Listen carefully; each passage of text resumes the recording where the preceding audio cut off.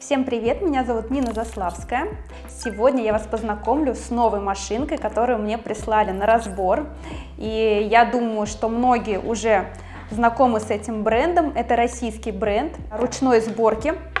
Очень многие мастера популярные работают именно на этой машинке, и, признаться честно, я сама долго думала заказать ее себе, ну и, в общем-то, мне ее прислали, спасибо большое производителям, потому что я хотела именно потестить ее на процедурах.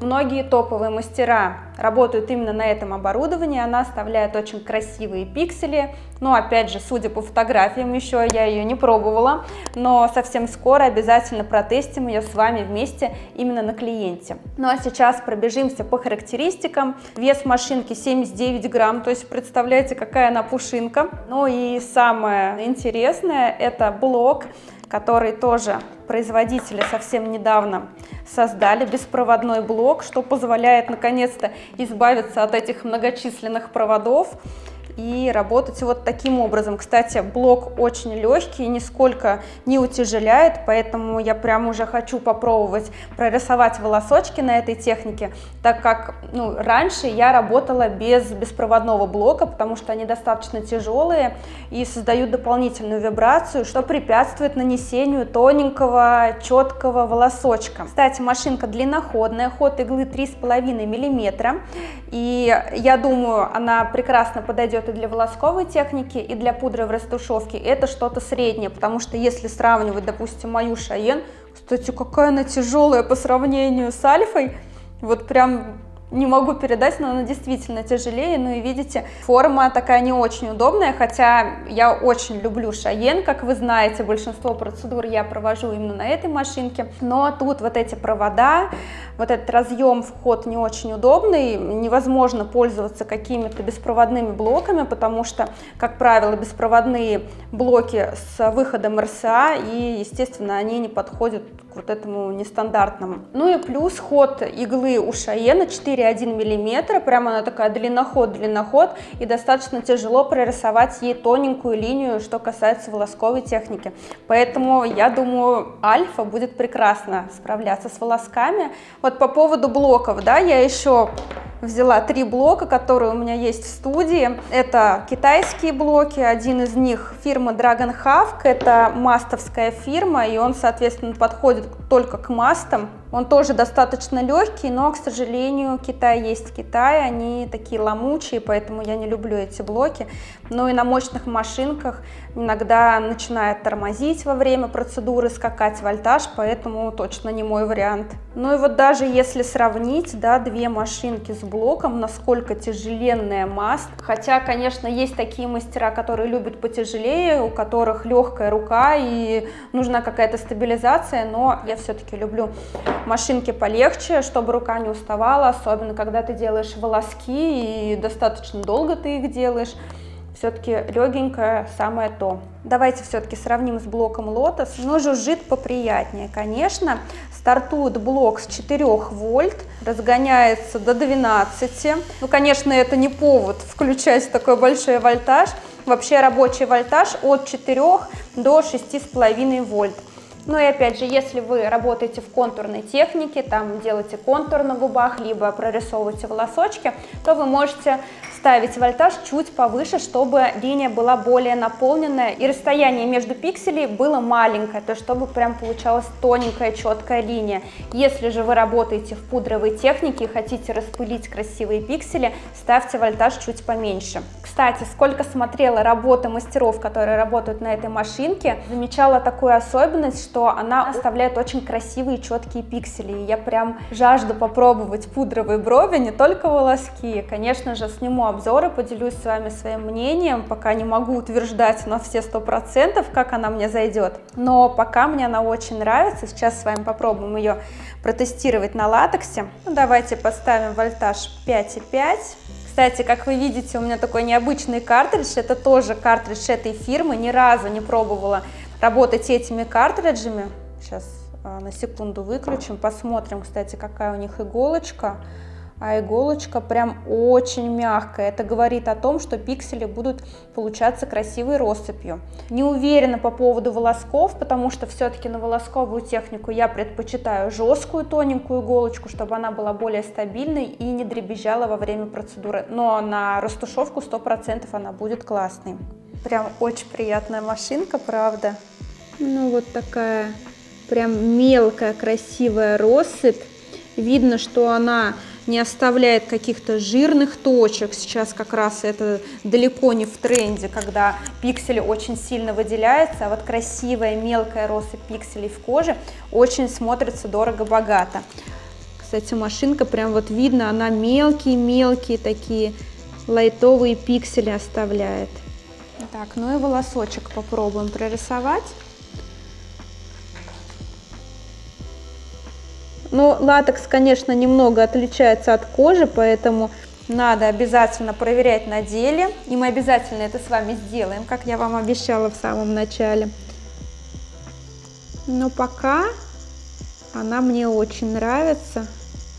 Ну что, изначально мы ее с вами протестили, но совсем скоро увидимся на процедуре. А процедура не заставит вас долго ждать, но начать я решила не с пудровых бровок, а перманентного макияжа губ. И, кстати, если вам интересна только работа машинки, то в описании под видео есть тайм-коды. Можете перемотать на процесс процедуры. Я приступаю к отрисовке эскиза. Для этого я использую вот такие кисточки. Они плоские, одна, как вы видите, большего диаметра со скосом, другая маленькая для прорисовки каких-то конкретных деталей на арке Купидона, например, для прорисовки тоненько, аккуратненько уголочков губ. Совсем скоро они у нас тоже будут доступны к продаже. И сейчас я отрисовываю эскиз с помощью броу-пасты. Сначала использую кисть большего диаметра. Излишки броу-пасты убираю о перчаточку. Ватной палочкой придерживаю губку, как бы раскрывая ее. Ориентируюсь на свой контур губ. Конечно же, мы на кожу свою не заходим, чтобы было все красиво, чтобы в зажившем варианте пигмент равномерно приживался, цвет был равномерный. Конечно, бывают клиенты, которые настаивают на том, чтобы выйти за контур, якобы хочется увеличить губки визуально, но на самом деле я всем объясняю, что губы и так визуально будут выглядеть объемнее, пухлее за счет того, что мы прокрасим вот эти недокрасы по контуру губ, насытим их пигментом, и форма уже будет четкая, красивая. Вот, сначала как бы намечаю такой подмалевок, а потом уже дорабатываю детали, довожу эскиз свой до идеала маленькой кисточкой. Как можно чаще я вот так вот прям нависаю над своим клиентом и смотрю на свой эскиз в фас, потому что бывает какая-то асимметрия на губах. И учитывая то, что клиент лежит, мы эту асимметрию видим не очень хорошо. Но в сидячем положении, к сожалению, очень тяжело нарисовать ровную линию, когда твоя рука вот в таком висячем положении. Вот поэтому я отрисовываю все лежа. Перехожу на верхнюю губку и точно такими же размашистыми движениями намечаю контур по своему собственному.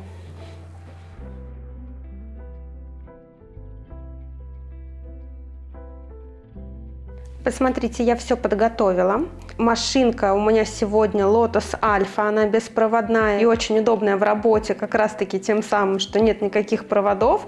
Но сейчас покажу вам ее тоже в работе, потому что я ее уже тестю примерно на протяжении месяца, и мне она очень нравится, причем на всех зонах. Она достаточно хлесткая, быстро укладывает пигмент. Пигмент я уже замешала. Пигменты мои, которые совсем скоро выйдут в свет, Permanent Expert. Они гибридные пигменты на минеральной основе, и мы уже замешали цвет, смешали его из 3 оттенков. Сейчас выведу на экран, в каких пропорциях и какие цвета я брала. Также у меня вторичная анестезия, но ее потребуется совсем чуть-чуть по мере необходимости, если клиенту будет некомфортно. А так я стараюсь, конечно, выполнять процедуру без анестезии, чтобы равномернее и быстрее уложить пигмент. Также у меня здесь картридж картридж от компании Lotus. Сегодня будем работать именно ими. 0,35 диаметр, текстурированная острая заточка. То есть о чем это говорит? Текстура позволяет быстрее вносить пигмент в кожу за счет своих зазубринок на конце иголочки. Но это говорит и о том, что нужно работать аккуратнее, чтобы работа была не травматичная. Вот. Ну и также сейчас мы как раз закрепим эскиз, который отрисовали, с помощью пудры специальной. Посмотрите, какого она голубого красивого оттенка. Очень классно фиксирует эскиз на контрасте. И эскиз не смывается во время фиксации эскиза. То есть прям хорошо держит.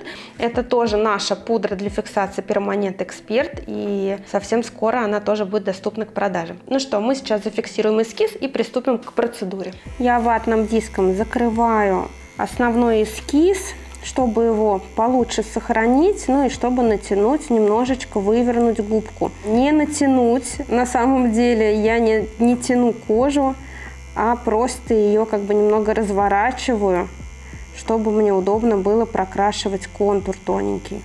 Натягивать не нужно, особенно если у вас возрастные губки, да, потом отпустите и будет корявый контур, некрасивый, неровный. Поэтому мы просто расправляем кожу губ и прокрашиваем аккуратненько, тоненько линию.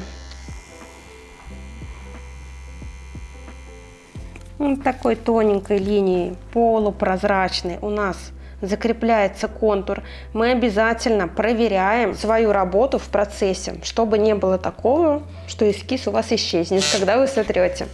Я могу прям между пальчиков вот так вот зафиксировать валик губы. И таким образом я еще лучше чувствую прокол кожи, чувствую, как я веду этот контур. Ну и придерживаю губку, потому что ближе к арке Купидона больше нервных окончаний, и губка может непроизвольно дергаться. Самое важное — четко закрепить, конечно, арку Купидона, поэтому прям хорошенечко прорабатывайте на этом месте. Хоть и для многих клиентов это место более чувствительное, но я тщательно его прорабатываю, потому что не хотелось бы потерять красивый бантик, который мы долго отрисовывали. Да? Это такое самое сложное место в эскизе губ. Поэтому я придерживаю губку и прям меленько-меленько вот так вот проштриховываю этот контур. Кстати, в работе мне очень нравится машинка, особенно тем, что это все-таки длинноходный аппарат. Я вообще не люблю короткоходами работать на губах, потому что очень растягивается весь процесс работы, а длинноходом укладывается пигмент быстрее. Машинка очень хлесткая, пигмент прям укладывается хорошо. И самое главное, ты чувствуешь, как ты прокалываешь кожу, потому что на многих короткоходах именно отсутствует вот это чувство, и ты идешь, грубо говоря, на ощупь в коже. Здесь же ты ощущаешь, на какой глубине работаешь, и понимаешь, насколько хорошо ты провела линию. Ну, конечно, это не говорит о том, что проверять не нужно, да, свою линию обязательно проверяем каждый шаг. Картриджи я уже пробовала до данной процедуры, работала ими на бровях, на губах еще не работала. Работаю первый раз с вами на губах.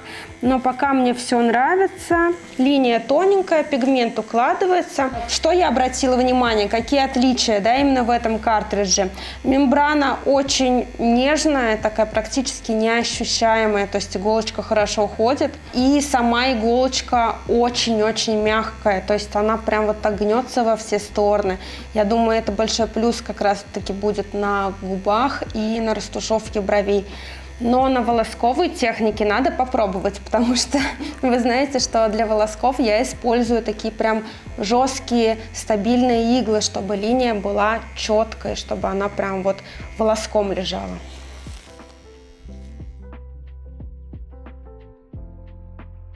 Кстати, знаете, обратила внимание, работая на этой машинке достаточное количество времени, и, кстати, я использую их оригинальный блок, вот этот беспроводной. Наверное, сама фишка именно и в нем, потому что нет вот этих бесконечных проводов. Ну и, конечно, сама машинка тоже очень приятная в работе. Но смотрите, одна особенность, когда запускаешь машинку, она запускается почему-то вот с какого-то рывка. Не знаю, я думаю, дело в блоке. Но это не суть, как бы на работу это не влияет. Это нормально, в общем, если у вас тоже такое. Так, я продолжаю фиксацию эскиза, перехожу на нижнюю губку и тоже себе подкладываю ватный диск. Пальчиком рабочей руки немножечко раскрываю нижнюю губку, чтобы удобно было вести линию. Всегда сначала примахивайтесь в воздухе и смотрите, удобно ли вам будет зафиксировать эту линию, чтобы не было никакой корявой, там некрасивой, засаженной, не дай бог. Вот. Ну и проверяем, конечно. Должна оставаться очень-очень тоненькая прозрачная линия. Она не должна сильно как-то выделяться. Но, конечно, она должна быть равномерной. Не обязательно с первого раза. Бывает такое, что где-то вы чуть-чуть подольше задержались в коже и уложили больше пигмента, а где-то чуть поменьше.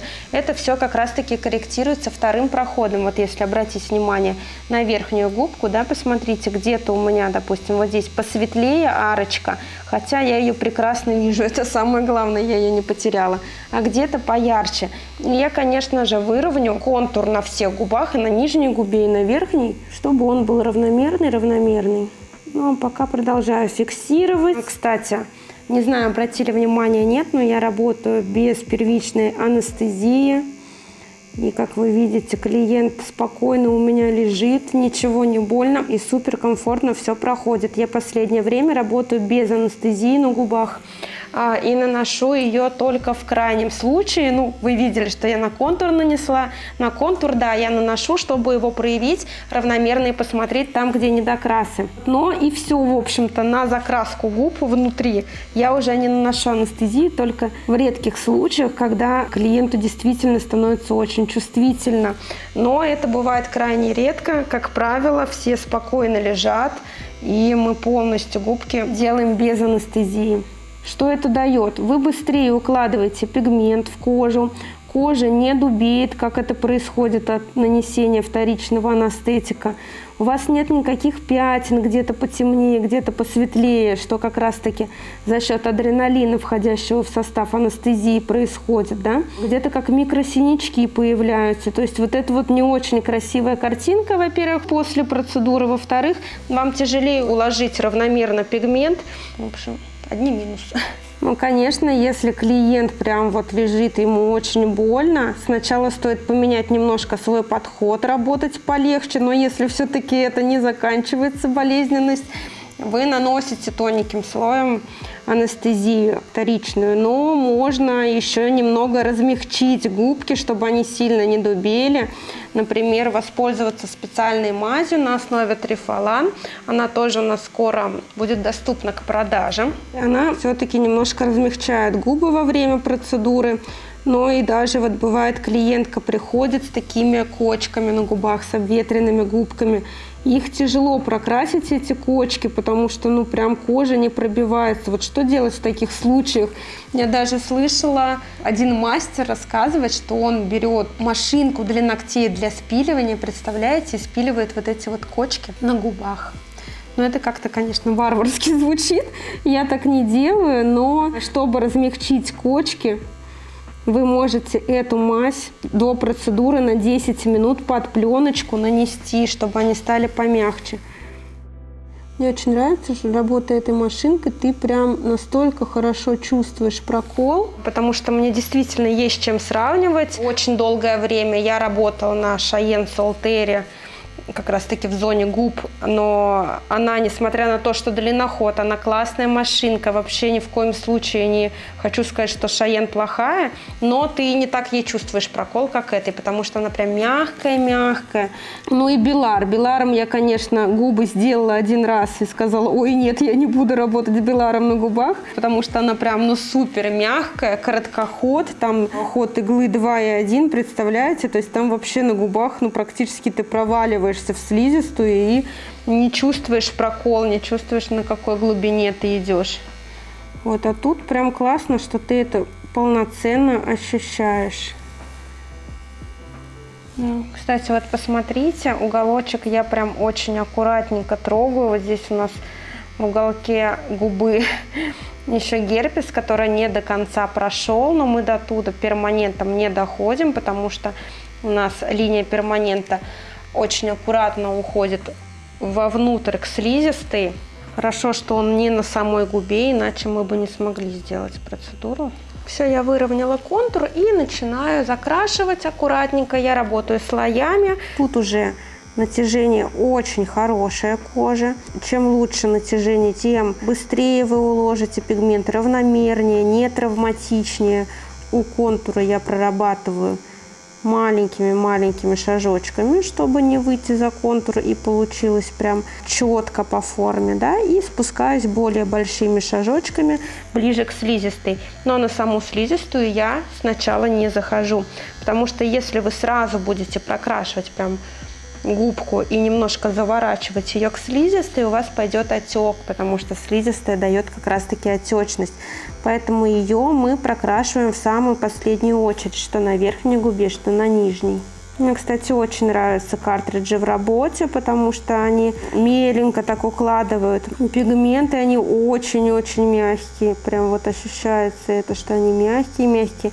Ну, для губ самое то, конечно. Не знаю, как будет на волоски, надо попробовать. Если сравнивать картриджи для губ и для волосков, для губ как раз-таки нужны картриджи более мягкие, более такие плавные, а для волосков, для линий все-таки лучше более стабильную, четкую такую жесткую иглу. Ну, конечно, заточка и там должна быть острая.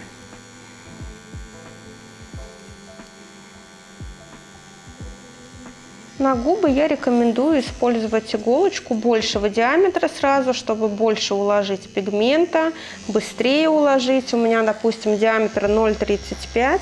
А что касается конфигурации иглы, там кто-то красит пучками, тройками, пятерками, семерками, кто-то красит магнумами, прям большие конфигурации используют. Я работаю всегда единичкой. Почему? Потому что, во-первых, не нужно сильно нажимать, работа очень поверхностно проходит, потому что если у вас большой картридж, большая конфигурация, вам нужно прикладывать усилия, когда вы работаете с клиентом, то есть прям вот посильнее нажимать, чтобы пигмент оставался в коже. А единичка входит в кожу как в масло. Вот этот прокол настолько он незаметный, тоненький, неощутимый особо, поэтому и не травматично все получается, и быстрее на самом деле укладывается, нежели большим диаметром иглы. Тут, конечно, кому что нравится больше.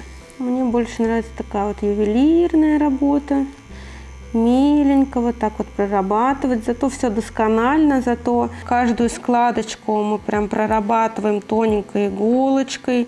Конечно, видите, я даже не хожу дальше, на губы не крашу, а прорабатываю именно этот уголочек.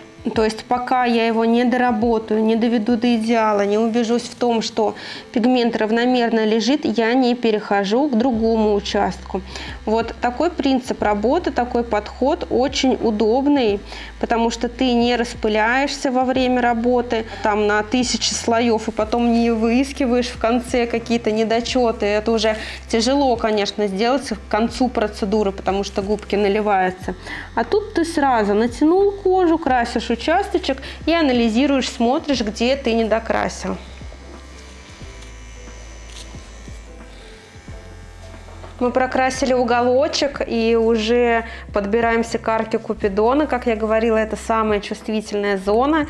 Моей клиентке стало немного чувствительно. Я нанесла первичную анестезию. Почему первичную? Потому что в ее состав не входит адреналин и губы не белеют. Мне это не нужно как раз-таки, чтобы пигмент лежал более равномерно. Но сейчас станет менее чувствительно, и мы докрасим.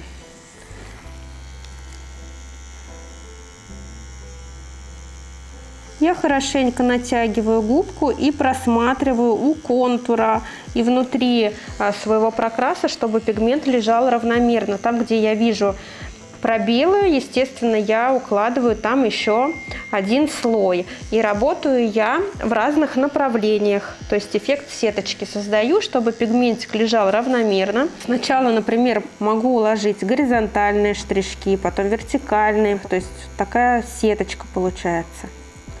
Ну и, конечно, очень-очень поверхностно работаю. Прям едва-едва касаясь носиком своей иголочки, дотрагиваясь до кожи губ.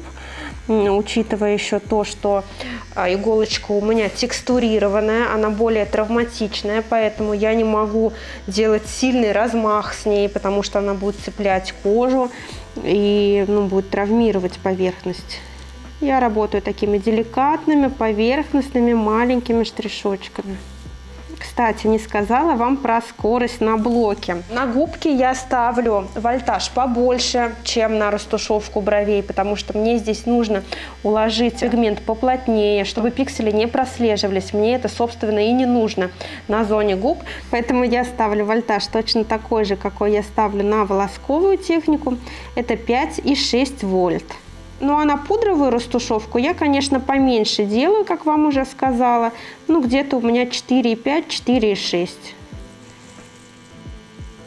На арке Купидона я крашу прям мелкими-мелкими штришками. Посмотрите, как хорошо я приплюснула и натянула эту арочку, чтобы она вывелась у меня в плоскость, чтобы мне легче было укладывать штрих. Ну и, конечно, меленько-меленько я прорабатываю, чтобы ни в коем случае не выйти за контур, чтобы красивая форма у нас получилась.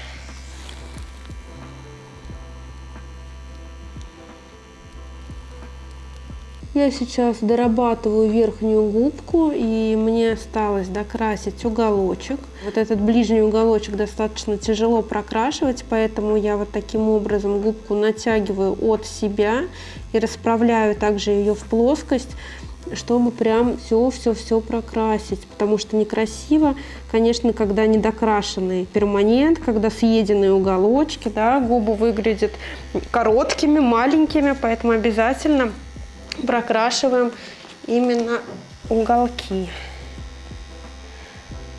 И они должны тоже смыкаться с нижней губкой, то есть чтобы не было никаких недокрашенных частей.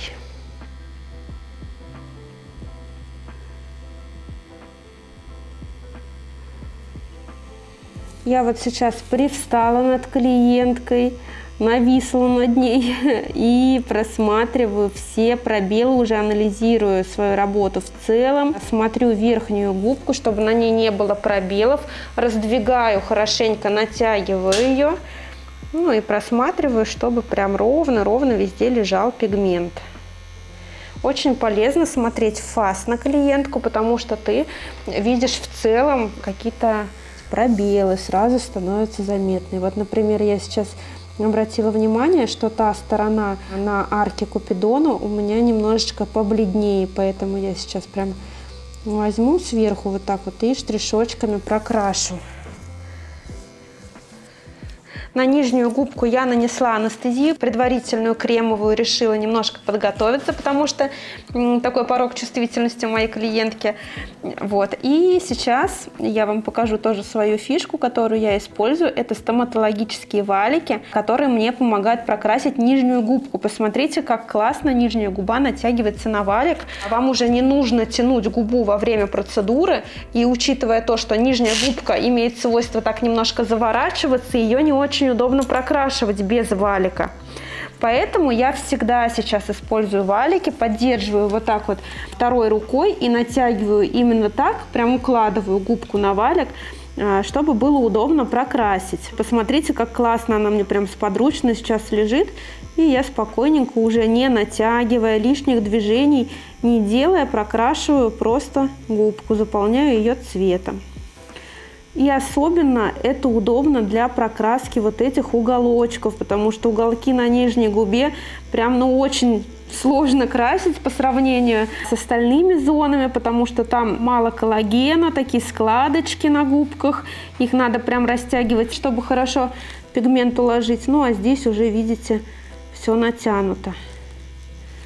На слизистую я тоже пока не захожу.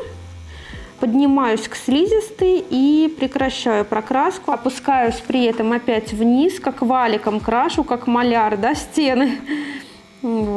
И, конечно, у контура помельче у меня штришочки, а туда ближе к слизистой поразмашистее. И, конечно, вытираем и смотрим, как пигмент уложился. Укладываем еще раз, доделываем этот участок. Посмотрите, как уже равномерно пигмент, да, лежит, и сколько пигмента хорошо внеслось, достаточно большое количество. За счет того, как раз-таки, что натяжение очень хорошее.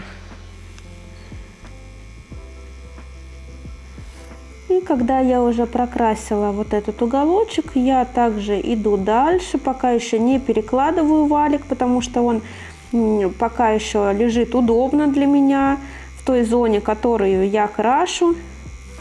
Но потом, конечно же, мы будем использовать еще один валик уже под второй уголочек губы. Особенно нижнюю часть, где проходит контур. Посмотрите, как классно подвыворачивается губка. Прям очень удобно.